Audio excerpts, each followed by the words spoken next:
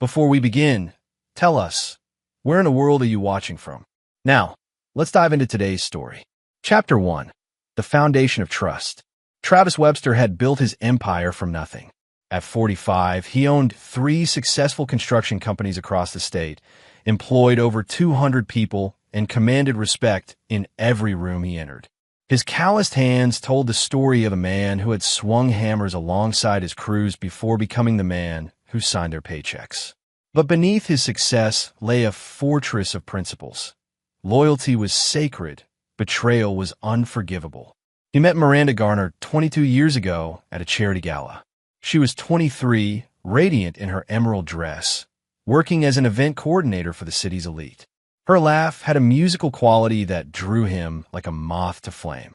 Travis, then a struggling contractor with dirt under his fingernails and dreams bigger than his bank account, felt like the luckiest man alive when she said yes to dinner.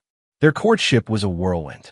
Miranda was everything Travis thought he wanted: sophisticated, beautiful, connected to the right people. She helped him navigate social circles he'd never dreamed of entering. When he proposed after 18 months, she said yes with tears in her eyes that he believed were genuine. Their daughter Sophia arrived 3 years later, a perfect blend of Travis's determination and Miranda's grace. At 21 now, Sophia had inherited her father's steel spine and her mother's intuitive intelligence. She was completing her business degree, already showing interest in joining the family company. But perfection, Travis would learn, was often a carefully constructed illusion. The first crack appeared 5 years ago when Miranda began working as a consultant for various nonprofits. She traveled frequently, attended evening galas, and seemed energized by her work in ways she hadn't been in years. Travis admired her passion, even when it meant more dinners alone with Sophia. "Dad, don't you think Mom's been different lately?" Sophia had asked him last Christmas, her voice careful. "Different how?" Travis had replied, though he'd noticed it too. The way Miranda's phone was always face down, how she startled when he entered rooms unexpectedly, the new designer clothes that appeared in her closet. Just distant, like she's thinking about something else all the time. Travis had dismissed his daughter's concerns, told himself Miranda was simply finding her own path after years of supporting his dreams. He was wrong. The call came on a rainy Tuesday in March. Detective Frank Herrera's voice was professionally gentle. "Mr. Webster, there's been an accident. Your wife's vehicle went off Riverside Bridge during the storm last night." The world tilted. Travis gripped his office desk, the mahogany surface suddenly the only solid thing in his universe. "Is she?" "We recovered her purse and identification from the scene. The current was strong last night. We're still searching, but they never found Miranda's body." The funeral was arranged with an empty casket, a ceremony for closure that felt anything but final. Travis moved through the preparations like a man underwater, accepting condolences from people who spoke in hushed tones about tragic accidents and how young she was. Sophia had been his anchor through those dark days, handling details he couldn't focus on, making decisions when his mind refused to function, which made her sudden refusal to attend the funeral all the more bewildering. Chapter 2. The Daughter's Warning. "I'm not going, Dad." Sophia's voice was steady, but Travis caught the tremor underneath. They stood in the kitchen of the Webster family home, a sprawling colonial that Travis had built himself 15 years ago. Every beam, every fixture, every carefully selected tile had been chosen with love for the family he thought he was building. Now it felt like a mausoleum. "Sophia, I know this is hard, but your mother deserves—" "No." The word cut through the air like a blade. Sophia's green eyes, so much like Miranda's, held something Travis had never seen before. Not grief, not sadness, something darker. "I won't be there, and neither should you." Travis set down his coffee cup, studying his daughter's face. She wore a black dress appropriate for mourning, but her expression was all wrong. There was no sorrow, no loss. Instead, there was a cold fury that reminded him uncomfortably of himself. "What aren't you telling me?" His voice carried the authority that made construction foremen snap to attention. Sophia looked away, her jaw tight. "Just stay home. Trust me on this." Trust you? My wife is dead, Sophia. Whatever issues you had with your mother, this isn't the time. She's not worth your tears. The words hung between them like a physical presence. Travis felt something crack inside his chest. That's enough. I don't know what's gotten into you, but I won't have you speak about your mother like that. Not today. Sophia's laugh was bitter, a sound that belonged on someone much older. You still don't see it, do you? Even now, you're still protecting her. Protecting her from what? But Sophia was already moving toward the door, her heels clicking against the hardwood Travis had installed when she was 6 years old. She paused in the doorway, not turning around. Don't go to the funeral, Dad. If you love yourself at all, stay here. And if someone comes to the door, her voice dropped to almost a whisper. Don't open it. Look through the peephole first. She left him standing in the kitchen, surrounded by 22 years of memories that suddenly felt like lies. The funeral was scheduled for 2 o'clock. At 1:30, Travis sat in his study, staring at the wall of awards and photographs that documented his rise from nothing to everything. Pictures of groundbreaking ceremonies, ribbon cuttings, family vacations that seemed like scenes from someone else's life. His phone buzzed constantly. Colleagues, friends, business associates offering condolences he couldn't bear to acknowledge. The funeral home had called twice to confirm details. Father Alexander from St. Mary's had left a voicemail about the service. Travis made his decision at 1:45. He would honor his wife's memory, regardless of whatever strange mood had possessed his daughter. He pulled on his black suit, the one Miranda had helped him choose for their 10th anniversary dinner. He was reaching for his keys when the doorbell rang. Chapter 3. The moment everything changed. The sound froze Travis mid-step. Through the front windows, he could see cars still parked in neighbors' driveways, children playing in yards, the world continuing its normal rhythm while his had stopped entirely. The funeral would be starting in 10 minutes. Who would come to his door now? Sophia's words echoed in his mind. Look through the peephole first. Travis approached the front door with the caution of a man who'd spent years on construction sites, always alert for danger. The peephole was a small circle of distorted glass, but what he saw through it made his blood turn to ice. Miranda stood on his porch. Not a ghost, not a hallucination brought on by grief. His wife, very much alive, wearing the blue sundress he'd bought her for their anniversary last year. Her hair was shorter, styled differently, but it was unmistakably her. She was checking her phone, glancing around nervously, very much the behavior of a living, breathing woman. Behind her, partially hidden by the porch column, stood Kyle Casey.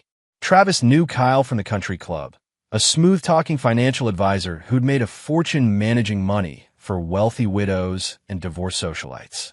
He was younger than Travis by almost 10 years, with the kind of easy charm that made people trust him with their secrets and their bank accounts.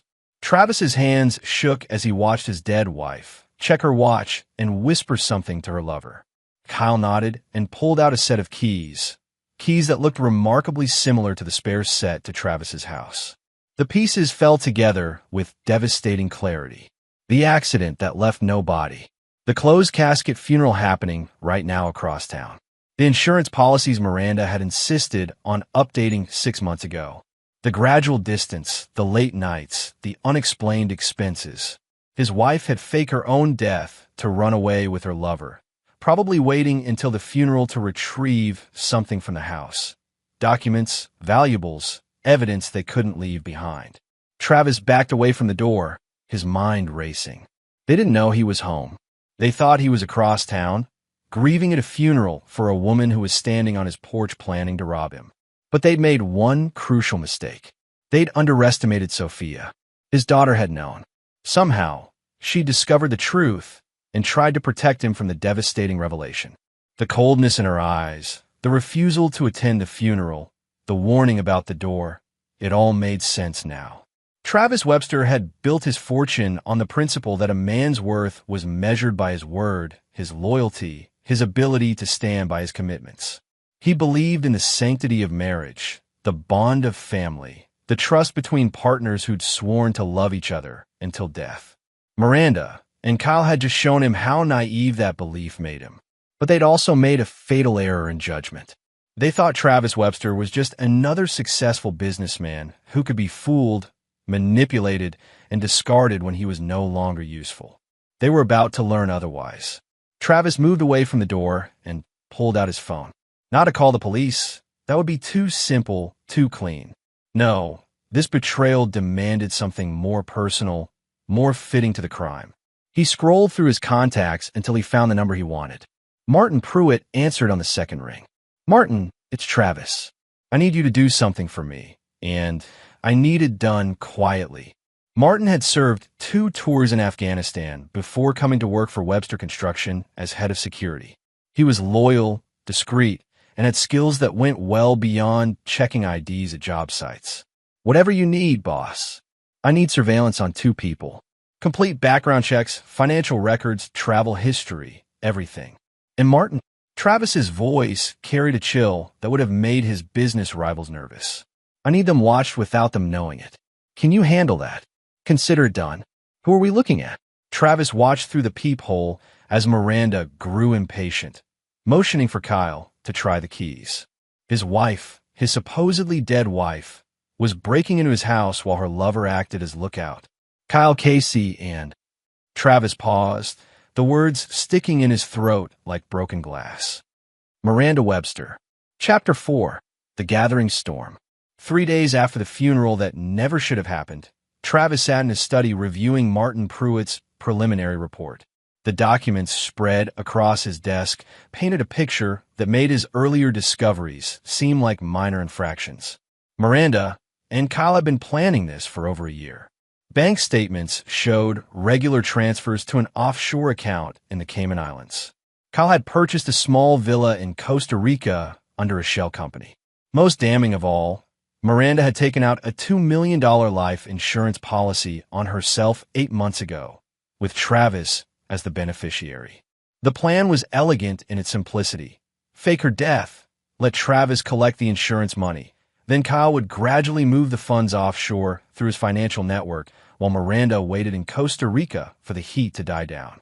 Eventually, Travis would be framed for insurance fraud, leaving them free to enjoy their new life with his money. They'd been staying at the Riverside Hotel downtown, Martin reported, settling into the leather chair across from Travis's desk. Separate rooms, but Kyle visits hers every night. They think they're being careful. Travis's jaw tightened. What else? Casey's been liquidating assets for months. Sold his downtown condo, cashed out his retirement accounts, even put his mother in a state facility to free up her house for sale. He's burning bridges like a man who never plans to come back. And Miranda? Martin's expression darkened. She cleaned out your joint savings account 2 weeks before the accident. Transferred it to Casey's business account. Then he moved it offshore. Between that and the insurance scam, they're looking at stealing nearly $4 million. Travis stood and walked to the window overlooking the garden Miranda had insisted on planting 3 years ago. She'd spent weekends on her knees in the dirt, talking about how important it was to nurture things that would grow and flourish. Another lie, apparently. Boss, there's something else. Martin's voice was careful. About your daughter. Travis turned back, his attention sharpening. What about Sophia? She's the one who uncovered this. Been investigating her mother for months. That's how she knew to warn you. The revelation hit Travis like a physical blow. His 21-year-old daughter had been carrying this knowledge alone, watching her father love and mourn a woman who was betraying them both. How long has she known? Near as I can tell, she started getting suspicious around Christmas. Found some inconsistencies in her mother's stories, did some digging. Smart girl, she documented everything. Travis felt a surge of pride mixed with heartbreak. Sophia had inherited his instincts for truth and his refusal to accept comfortable lies. But she'd also been forced to grow up in ways no child should have to. I want to see her, Travis said. Tonight. An hour later, Sophia sat across from him in the same chair Martin had occupied. She looked older than her 21 years, as if the weight of her knowledge had aged her prematurely.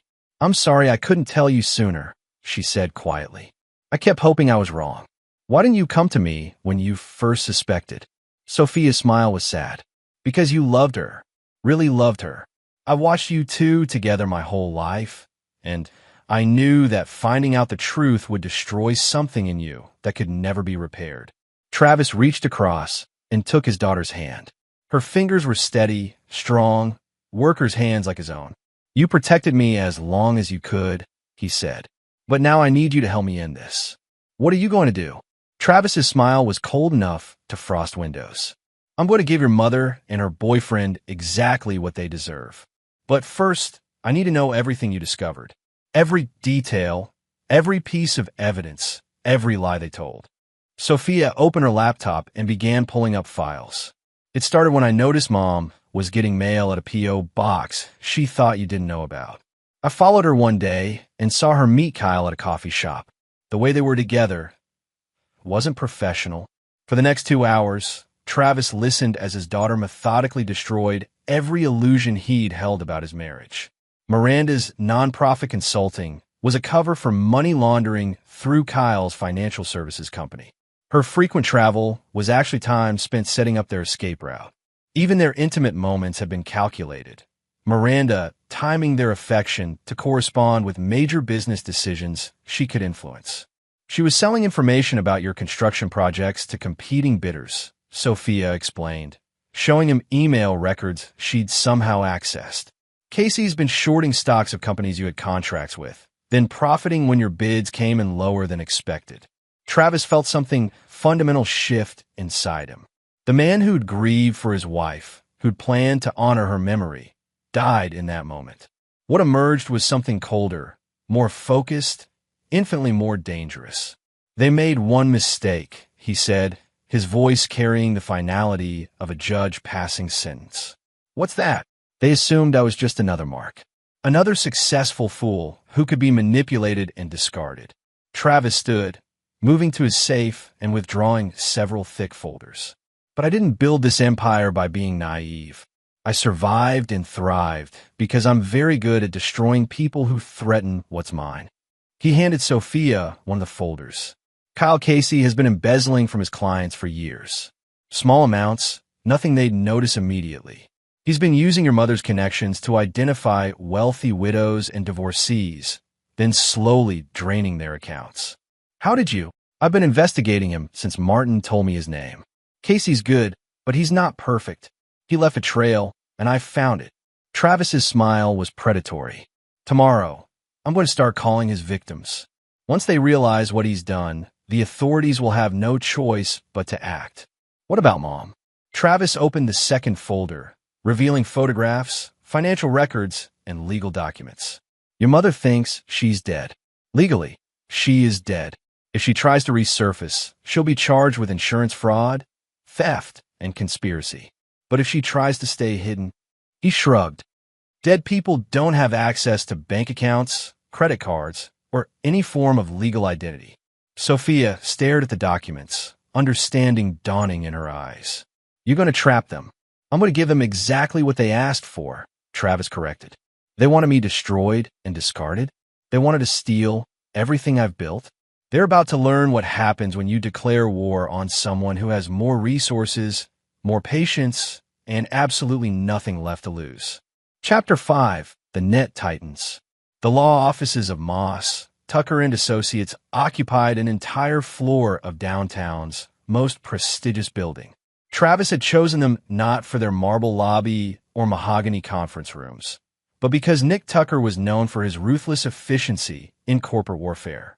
This is quite a situation, Travis, Nick said, reviewing the files spread across his conference table.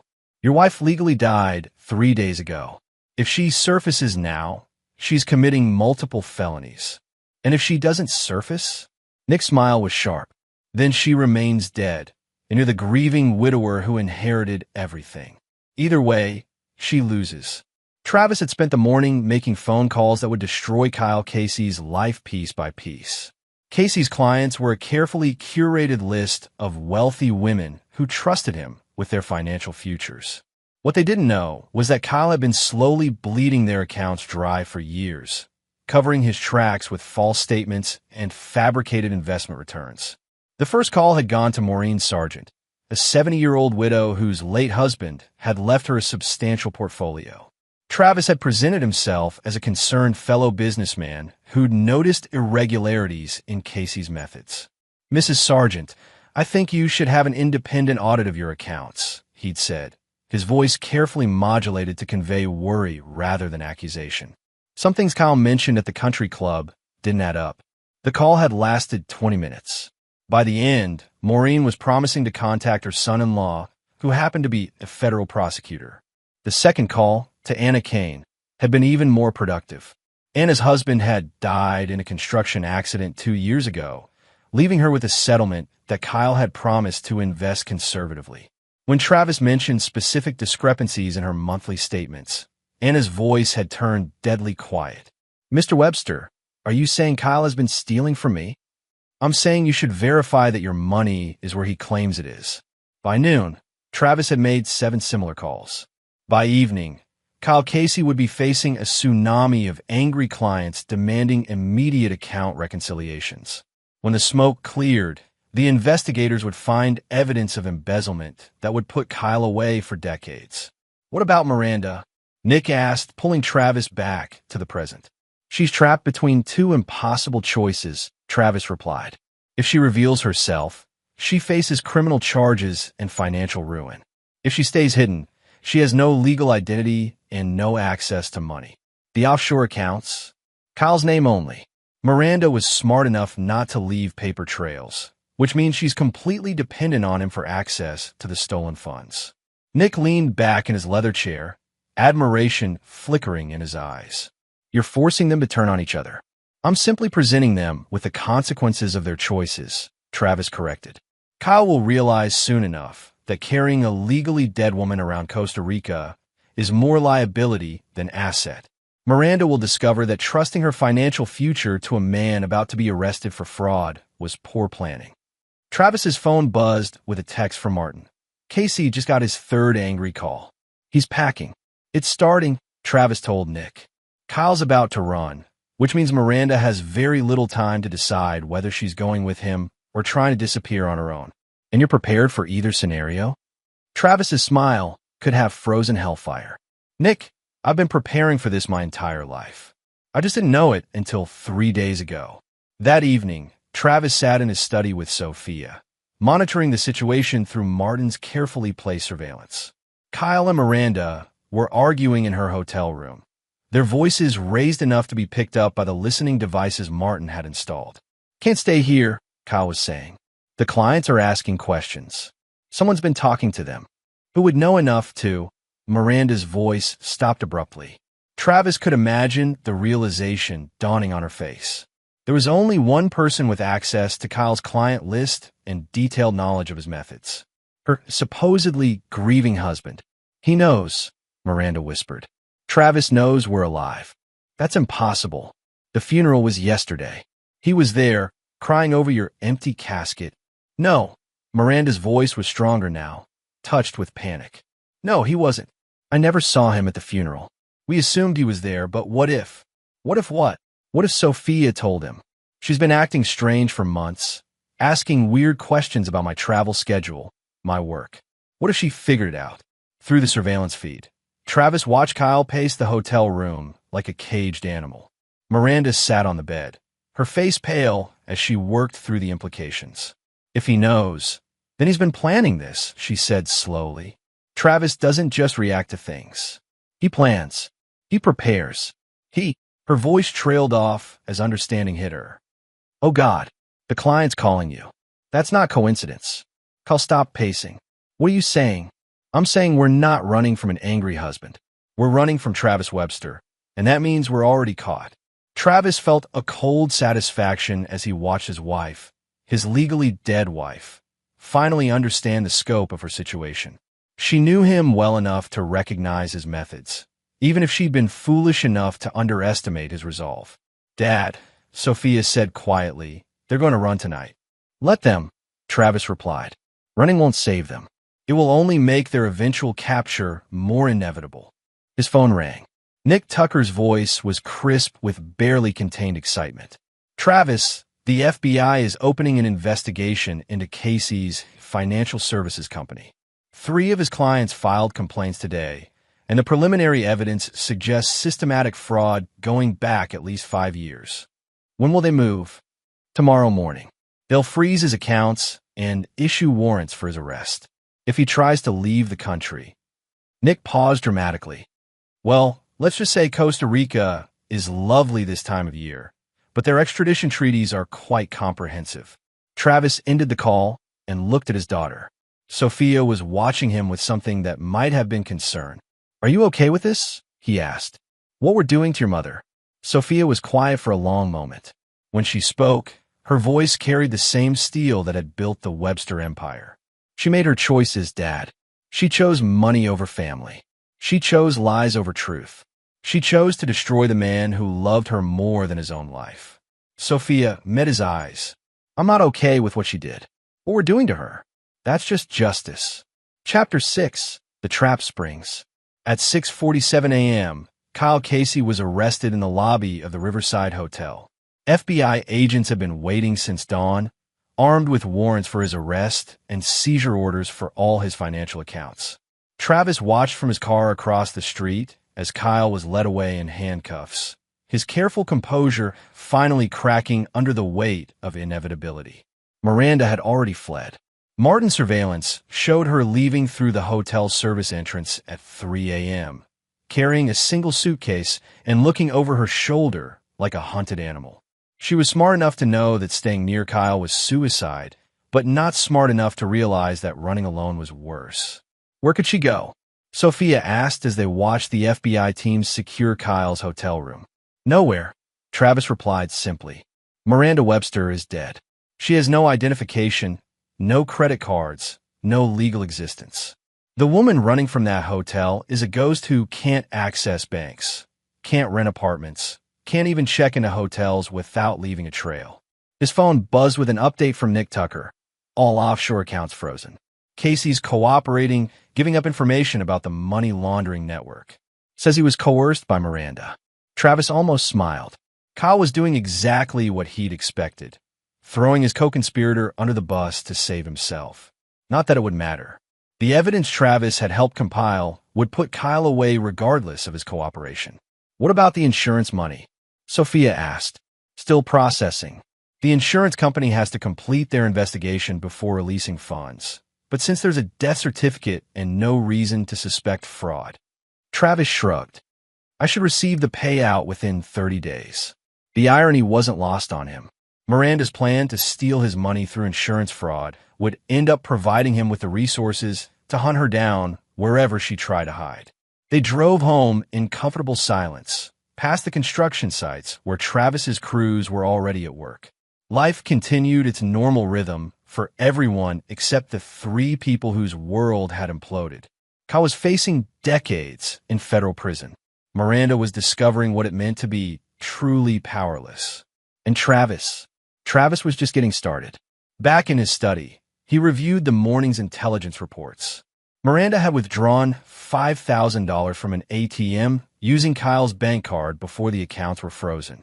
She'd purchased a used car from a private seller, paying cash and using fake identification Kyle had arranged months ago. She was driving north, probably heading for Canada, where Kyle had mentioned having connections. She's trying to disappear completely, Martin observed, studying the tracking data. Smart move, actually, if she can get out of the country and establish a new identity. She won't make it, Travis said with certainty. Miranda thinks like a privileged woman who's never had to truly survive. She'll make mistakes. He was right. The first mistake came 6 hours later when Miranda used Kyle's credit card at a gas station in upstate New York. The card had been flagged by the FBI, triggering an immediate alert. By evening, law enforcement agencies across 3 states had been notified to watch for her. The second mistake was predictable. She called Kyle's lawyer. Stan Fuller had been Kyle's attorney for years, handling his business formations and real estate transactions. What he hadn't known was that Kyle's businesses were fronts for money laundering and fraud. When Miranda called requesting emergency legal help, Fuller made the mistake of agreeing to meet her. She's desperate, Martin reported. Thinks the lawyer can help her access the offshore money or negotiate some kind of deal with the feds. Fuller doesn't know about the criminal investigation yet, Travis mused. He probably thinks this is just a messy divorce situation. Want me to enlighten him? No. Let Miranda dig her grave a little deeper first. The meeting was scheduled for the next morning at a truck stop outside Albany. Miranda probably thought she was being clever, choosing a public place where she'd blend into the crowd of travelers.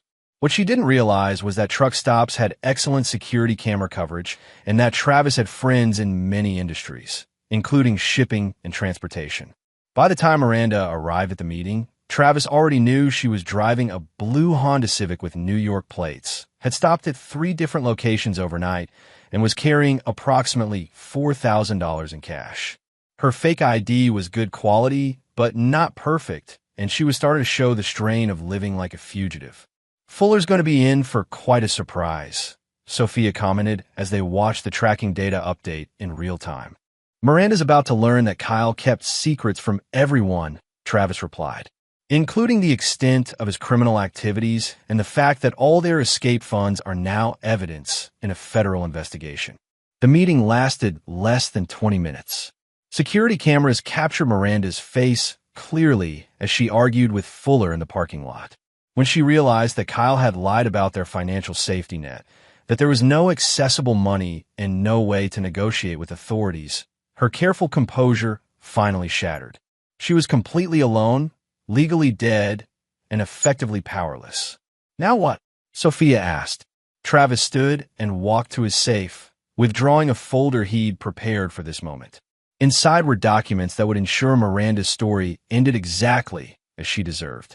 Now, he said, I give your mother one final choice. The kind of choice she gave me when she decided to destroy our family. Chapter 7. The Final Gambit. The letter arrived at Miranda's last known location through channels that couldn't be traced back to Travis. Inside the plain envelope was a single sheet of paper with a message that would determine whether Miranda Webster died a second time or lived to face the consequences of her betrayal. Miranda, by now you understand your situation. Kyle is in federal custody. The money is gone. Your legal identity is dead. You have perhaps 48 hours before law enforcement finds you. I'm offering you one choice. Meet me tomorrow at midnight at Riverside Bridge, where your death began. Come alone. Bring whatever evidence you have of our marriage, photos, documents, anything that proves who you used to be. If you come, I'll give you enough money to disappear forever and a new identity that will keep you safe from prosecution. If you don't come, I'll make sure the FBI knows exactly where to find you. You have until midnight to decide whether you want to live as someone else or die as Miranda Webster. Your husband. Travis had spent hours crafting the message, balancing truth with manipulation. Miranda would recognize his writing style, his direct approach to problem solving. She'd also recognize the implicit threat and the fact that he somehow knew exactly how desperate her situation had become. Will she come? Sophia asked as they reviewed the plan one final time. She'll come, Travis said with certainty. Miranda's survival instinct is strong, and I'm offering her the only way out of an impossible situation. She'll convince herself that she can manipulate me one more time. The next evening, Travis drove to Riverside Bridge alone. The span stretched across the dark water where Miranda had supposedly died, where her car had been found and her death certificate had been issued. It was fitting that her real fate would be decided in the same place.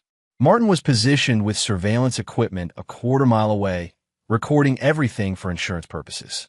Sophia was at home, monitoring police scanners to ensure they weren't walking into a trap. Travis had learned never to underestimate desperate people, even when they were completely outmatched. At 11:47 p.m., headlights appeared on the access road.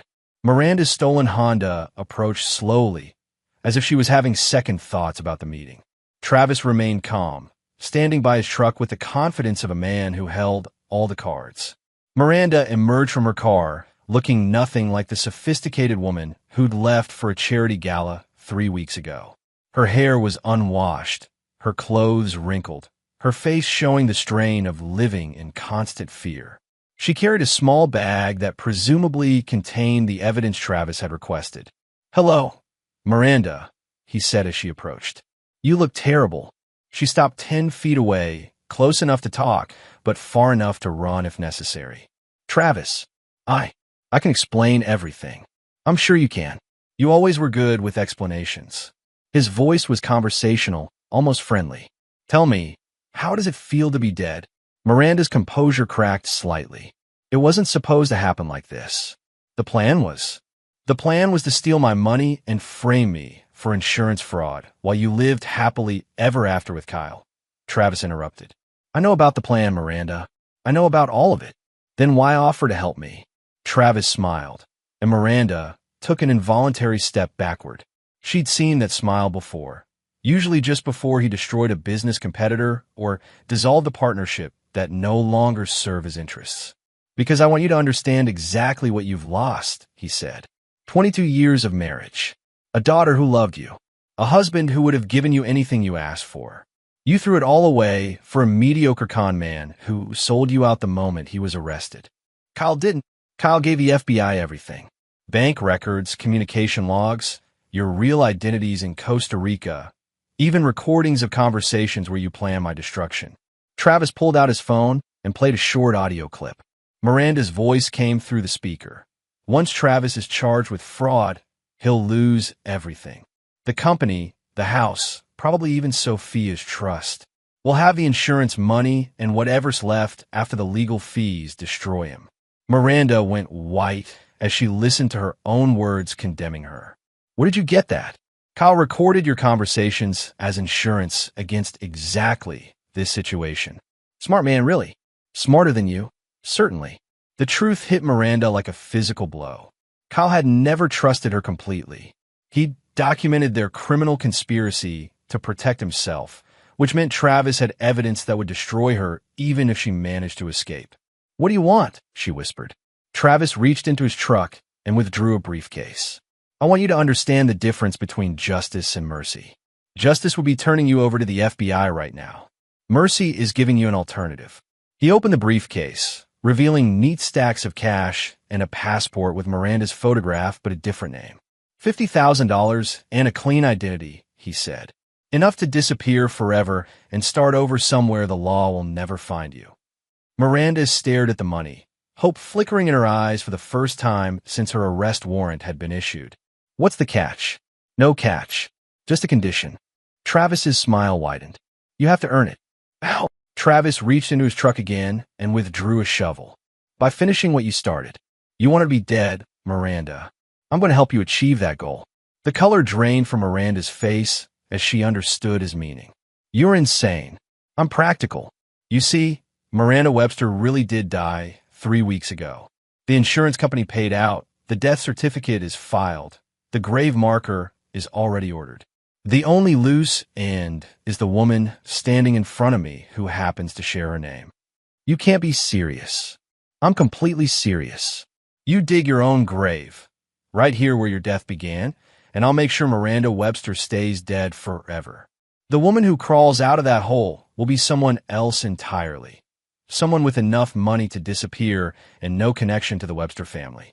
Miranda looked at the shovel, then at the money, then at her husband's face. What she saw there was something she'd never encountered before. Absolute, implacable determination. And if I refuse, then you can explain to the FBI how you faked your death and stole $4 million. I'm sure they'll be very understanding about your circumstances. Miranda stood frozen, trapped between impossible choices.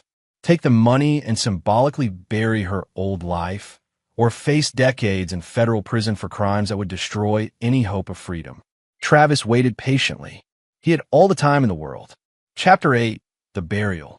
Miranda took the shovel with shaking hands. The ground near Riverside Bridge was soft from recent rain, but digging a grave, even a symbolic one, was harder work than she'd expected. Travis watched from his truck, occasionally offering helpful suggestions about depth and width while she struggled with the unfamiliar labor. Deeper, he said when she paused to rest. A proper grave should be at least 6 feet. You wouldn't want anyone to accidentally disturb Miranda's final resting place. This is insane, Miranda gasped, wiping sweat from her forehead. When people find out, who's going to find out? You're dead, remember? Dead people don't file complaints with the authorities. It took her 3 hours to dig a hole that met Travis's standards. By the time she finished, her manicured hands were blistered and bleeding, her designer clothes were ruined, and her face was streaked with dirt and tears. "Perfect," Travis said, inspecting her work. Now the hard part. He retrieved a small wooden box from his truck, the kind used for cremated remains. Inside were the last traces of Miranda Webster's legal existence: her driver's license, social security card, wedding ring, and copies of official documents that proved she'd ever lived. "Put them in," he instructed. Miranda stared at the contents, understanding that this was her point of no return. Once these documents went into the ground, Miranda Webster would be truly dead. There would be no way back to her old life, no possibility of reclaiming her identity. "The ring, too," Travis said softly. "You won't be needing it anymore." With shaking fingers, Miranda removed her wedding ring. The ring Travis had placed on her finger 21 years ago, promising to love and cherish her until death parted them. She placed it in the box with everything else that had once defined her existence. "Now bury it." The symbolism wasn't lost on either of them. Miranda was literally burying her old self, erasing every trace of the woman who'd been Travis Webster's wife. When she finished covering the box with dirt, that woman would be truly dead. It took another hour to fill the hole. Travis helped at the end, adding his own efforts to ensure the burial was complete. When they finished, nothing remained to mark the spot except slightly disturbed earth that would look natural within days. "Congratulations," Travis said, handing her the briefcase with the money and fake passport. "Miranda Webster is dead.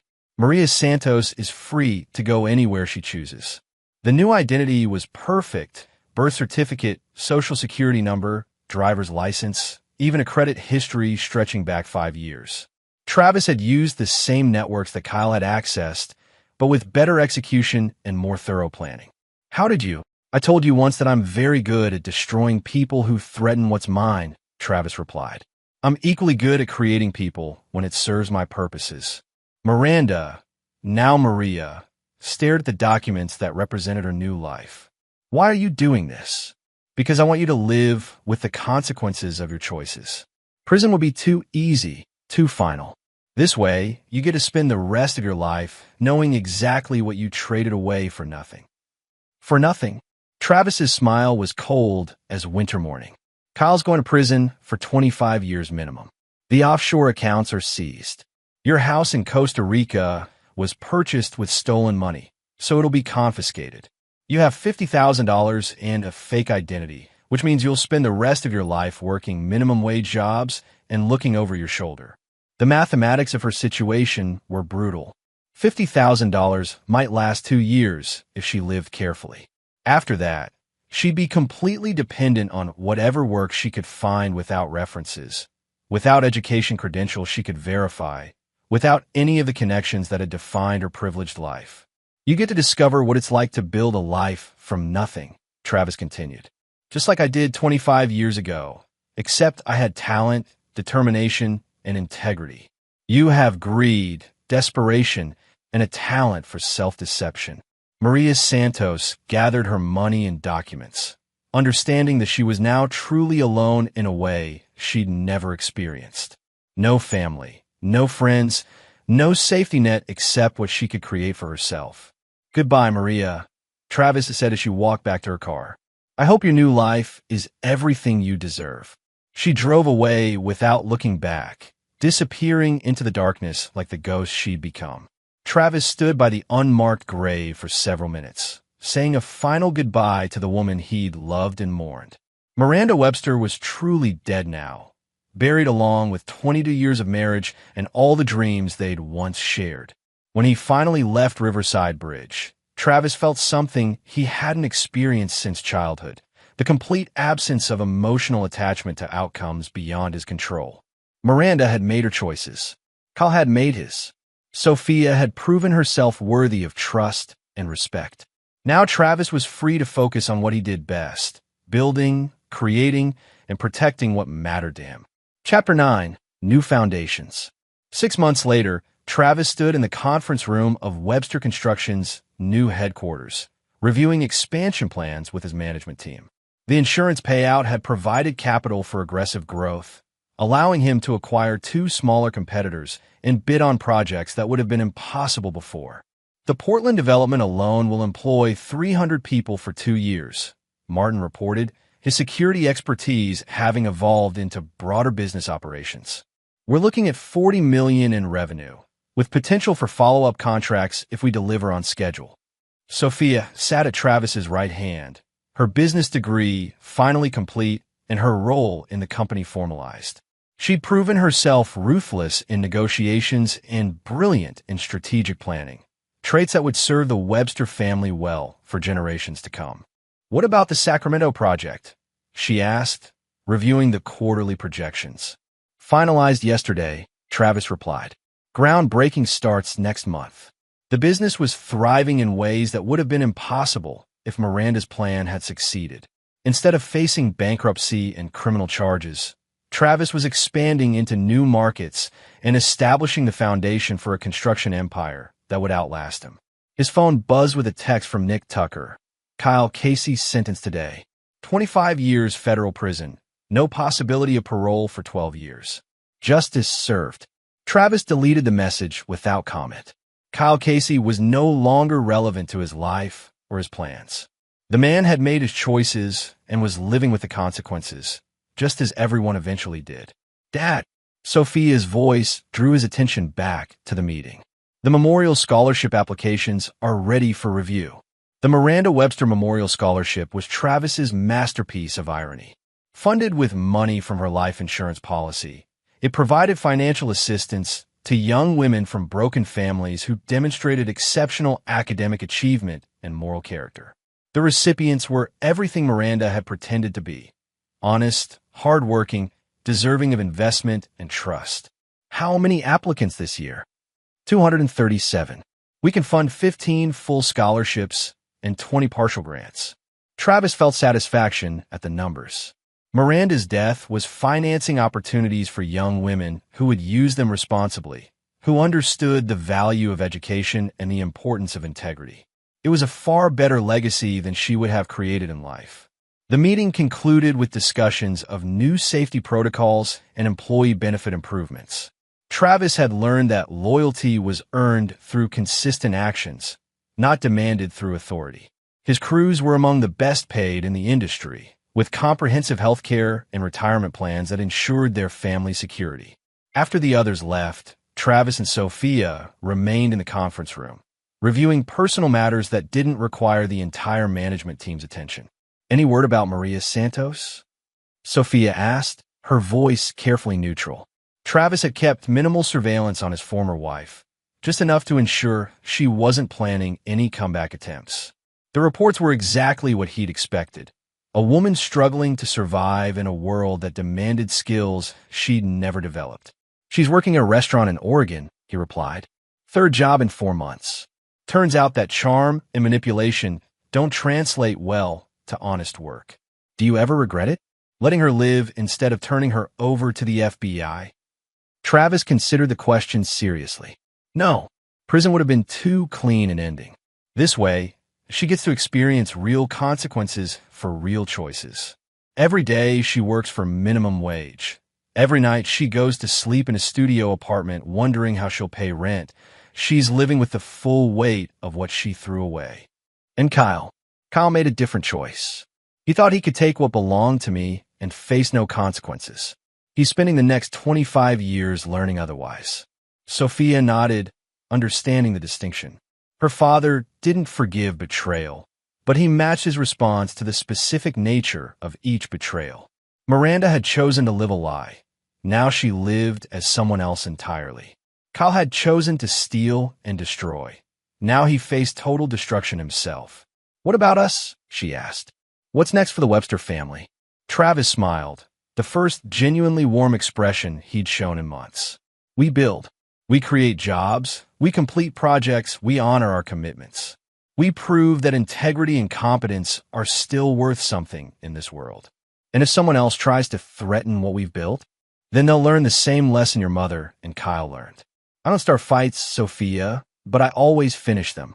They spent the rest of the afternoon reviewing construction schedules and financial projections, planning for a future that would be built on solid foundations of trust and mutual respect. The Webster empire would grow not through deception and manipulation, but through excellence and reliability. As evening approached, Travis walked through the construction site that would become their new regional headquarters. Workers were finishing the foundation work, creating the base upon which everything else would be built.